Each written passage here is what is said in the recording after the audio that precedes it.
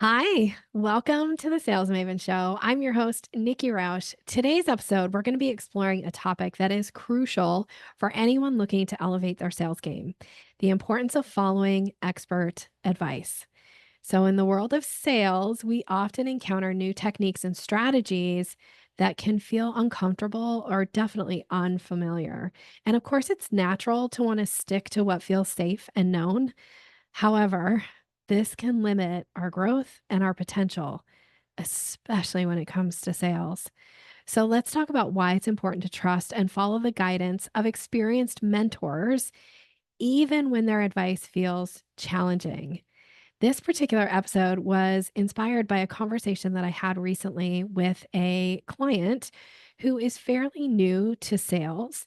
She is in a corporate role and she reached out to me because she was feeling some overwhelm and some frustration with the feedback and the encouragement and direction that she was getting from her boss.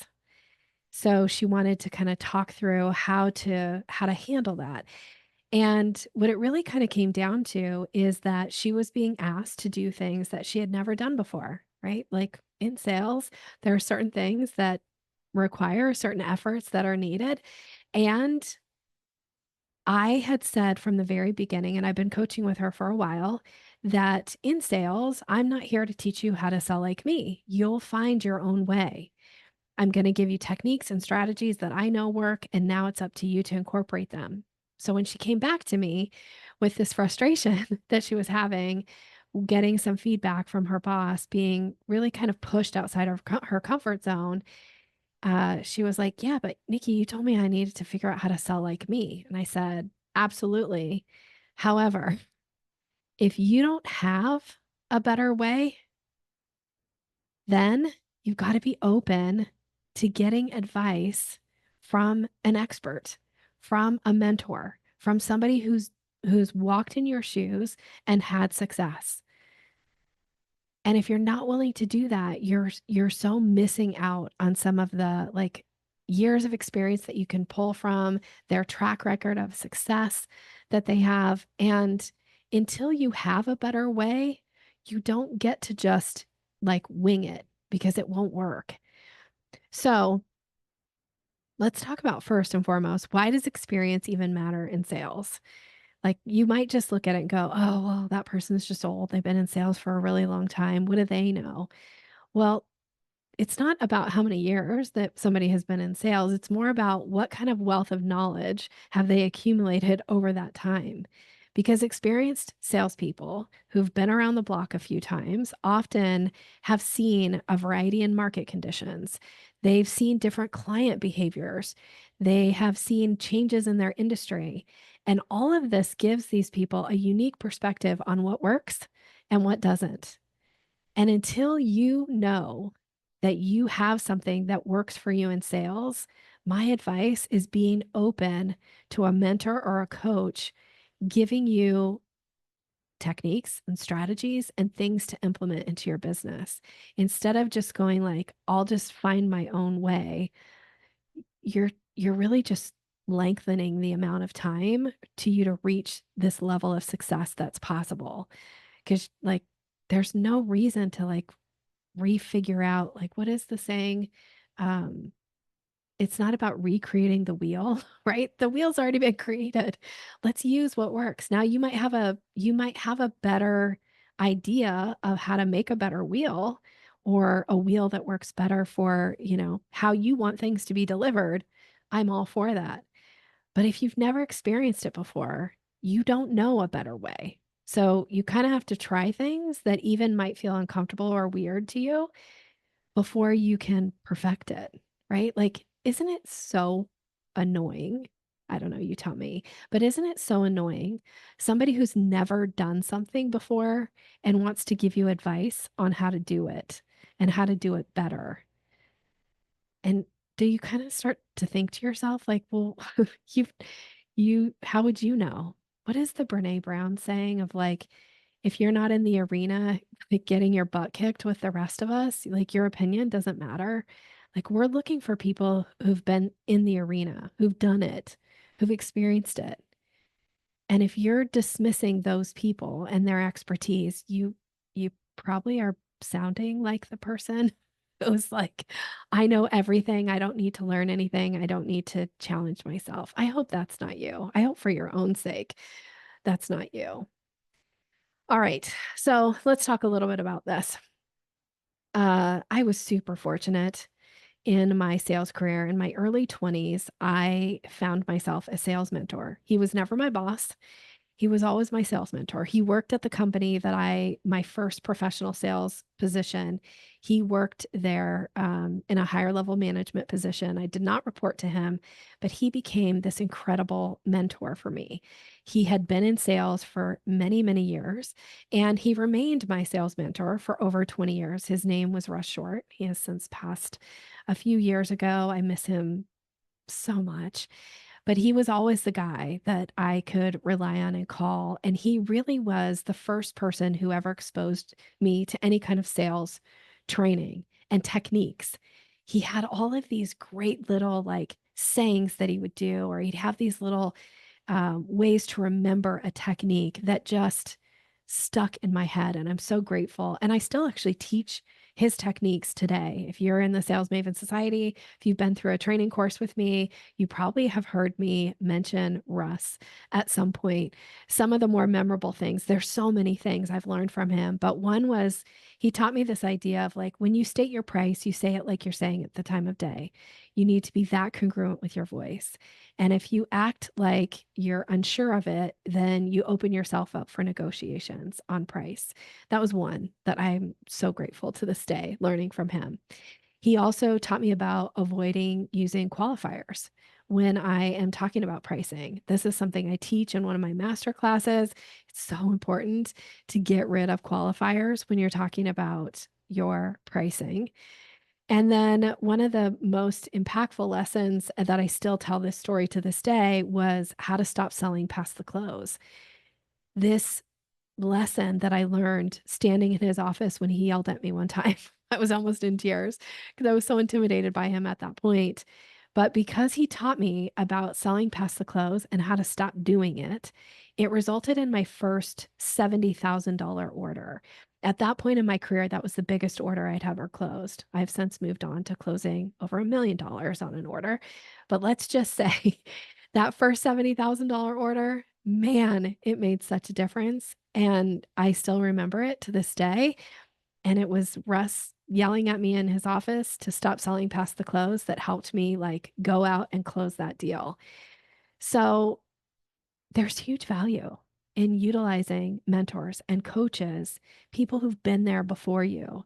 So if you're somebody starting out in sales and you want to get better at sales, or you're having to take on more of a sales role as you grow your own business, it's really important to acknowledge that you are going to have times where you're in extreme discomfort. And the only way to work through that is either quit, right? Like that's always an option. I hope it's not the option that you choose. You can quit and say, this sales thing isn't for me. Or you can embrace this idea of feeling uncomfortable and knowing that a lot of times it's just the beginning. Like it's always hard to learn something new. It's always hard to try something for the first time. My NLP teacher used to always say, Nikki, the only person who likes change is a wet baby. So sometimes we got to remember like we're the wet baby in this moment, and we'll only be able to appreciate it when we're no longer the wet baby. So we got to let something change in order to get out of that. So it's supposed to be uncomfortable. And I actually use I may have shared this on the podcast before. I know I share it with clients all the time. I do this ridiculous thing when I am really uncomfortable. Um, I think I have shared this on a podcast episode. I will say out loud to myself in the most like enthusiastic voice that I can possibly garner in that moment. Change is happening. Like when I'm uncomfortable, I have to do that sometimes when I'm pushing myself to do something that I'm like, oh, I don't want to do this, but I'm willing to try it to see if it works. And then if it doesn't work, at least I can say I've tried it. And now maybe I'll have an idea of how to do it better. Like, how can I find a way to make it work? But unless I try, how am I ever going to get there? So this is just such an important piece. And, I have a client success story that a client just reached out to me. This is a client, we haven't worked together in maybe 4 years. She stays in touch I don't know, I hear from her every couple of years. And I just heard from her again recently. And we actually had a catch up call. And she was sharing with me that one of the main things that we worked on in our first session together was me teaching her the consultation process. She was doing consultations that sometimes were taking 2 hours. We got her initial consultation down to about 20 minutes and also closing on that first call. Whereas before she was never closing, like she didn't even know that that was a possibility for her when we first started working together. And really quickly, like she was willing to, embrace the expert advice, even though it felt really uncomfortable to her, and try. And she immediately saw results. She started closing on her consult calls. That had never happened before. When we started working together, she wasn't even bringing in $10,000 a month in her business. And her goal was to bring in, I think, $20,000 a month. We got her to 18,000 very, very quickly. And then it grew to, I think in the first year, she was averaging like $40,000 a month. She just shared with me the other day. She was even laughing about that. And she said, Nikki, I now have $60,000 days in her business. Whereas that wasn't even like, it would have taken her more than 6 months to earn now what she can do in a day. And she's still using these techniques. Now, is she doing it exactly like I taught her? Probably not, because she's found her own way. But she had to learn a new way. She had to be willing to try something new in order to achieve these incredible results that she's getting now. And so I share this episode in hopes that this inspires you to be thinking about if there isn't something that you already know how to do and it's something that you want to learn, find a trusted expert, right? It can't just be anybody because everybody's got advice, but find somebody who has done it, who's been there, who has experience. They're going to probably encourage you to do things that feel uncomfortable. Be willing to try something, and it might be horrible at first, but it might actually lead to an unprecedented level of success, something you can't even imagine for yourself yet. You could hit some unbelievable goal, some dream that you never even knew was possible for you if you're willing to just start and try. Now, I mentioned that this episode was inspired by a conversation that I was having when I got to coach this really brilliant up and coming salesperson. And she let me know the next day after our coaching call, like, okay, I did it. I followed the steps. I didn't get them exactly, but I didn't fall apart. Like she was able to do the things that felt really uncomfortable. She did them even though they were uncomfortable. And she was like, and now I feel so much confident going into this next call with this new client, this new prospective client, because I've already like tested something, right? And that's the whole point. So here's some steps for embracing that expert advice. One, this might seem super obvious, and I hope it is, but keeping that open-minded approach to things. And one thing you might want to do, and this is something I'll often do too, is I remind myself of past successes. And I'll actually go through them in my mind of like past successes where I stepped outside of my comfort zone and I did something I'd never done before. Like one of the ones I often think about when I'm crafting new offers, for instance, in my business, is I think about my coach, Mary, that I worked with very early on in my business. At the time, I was selling a one-off strategy session with me, and I was selling access to this 12-week course that I'd put together. It was called Rising Sales Success course or something. I can't even remember now. So long ago, 11 years ago. And Mary had suggested that I put together a VIP package. And at the time, I really didn't want to. It felt like a crazy thing to do. It was so far outside of my mindset. But I was willing to take advice from somebody who had done it, who had had success doing it. I mean, frankly, I was a VIP client for her. So obviously it worked. And I immediately had success with it. So that's a good one for me to like recall. What's one of yours? A time when you did something you didn't think you could do, something that maybe was uncomfortable for you, but then you can go like, oh my gosh, I'm so glad I did that. Look at my success. I encourage you to come up with some of these ideas for yourself around your business. You might have ideas that are relevant in your personal life for sure. But when it comes to sales, think about your business and places where you've stretched yourself. And then if you have a little bit of a mindset where, and let's like what I'm going to say, this isn't, there's no judgment in this, but sometimes we can have a little bit of a dismissive type approach when somebody is giving advice. Now, unsolicited advice, totally get it. But if you are actually seeking advice from somebody, be careful of showing up and immediately dismissing with like, tried it, didn't work. No, that would never work for me. You don't really understand my business. Sorry I asked, right? Like sometimes we can show up, we ask somebody for their advice and then we're kind of bratty about it and we dismiss what they're saying. So if you have a little bit of that in your personality, do everything you can to set that aside and go like, okay, I'm going to approach this with a very open mind. And instead of dismissing things or even commenting to the other person about why you've tried something and why it didn't work, just take in what they have to say and then ask yourself, if you want to say like, oh, I've already tried that, ask yourself, how could I do, like, what is one thing I could change so that I could try this again? Like, what's one thing I'll do differently than what I did last time? And be open to trying something new that might not feel new to you because your brain wants to dismiss it. Like, be careful of listening. I think it's Mike Ferry. I think it's, or Matthew Ferry. This is from a long time ago. He used to always talk about having the drunk monkey on your shoulder. I'll never forget that. Like, the drunk monkey is like kind of like the bad angel, the one that wants to get you in trouble and who says things and does things that, isn't kind of our norm.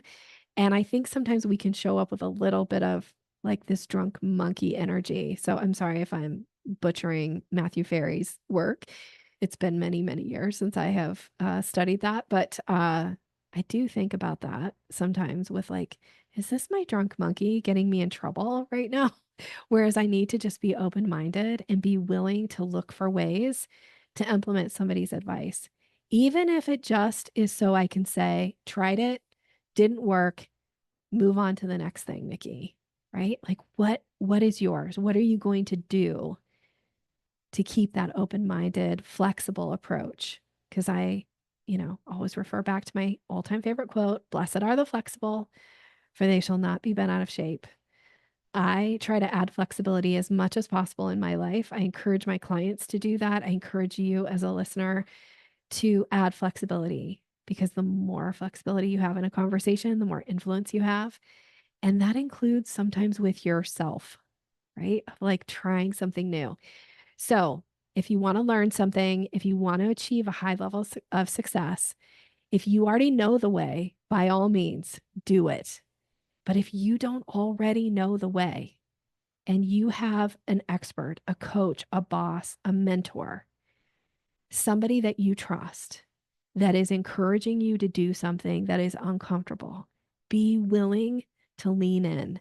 And if you have to yell out loud in a really high pitched, annoying voice, change is happening, then do that. Or find something that works for yourself to push yourself to do that next thing. And I feel confident that you will achieve a level of success in your life and in your business and in sales that you have never known before. All right. I hope this episode was helpful. And I'm so glad that you show up to listen. Thank you so much for being here. I am so grateful to you. I am wishing you so much success and so much love and just that positive energy and flexible energy for you to continue to elevate yourself to the level that you most want to achieve and see what's possible. All right. Have a great rest of your day. Thanks for being here.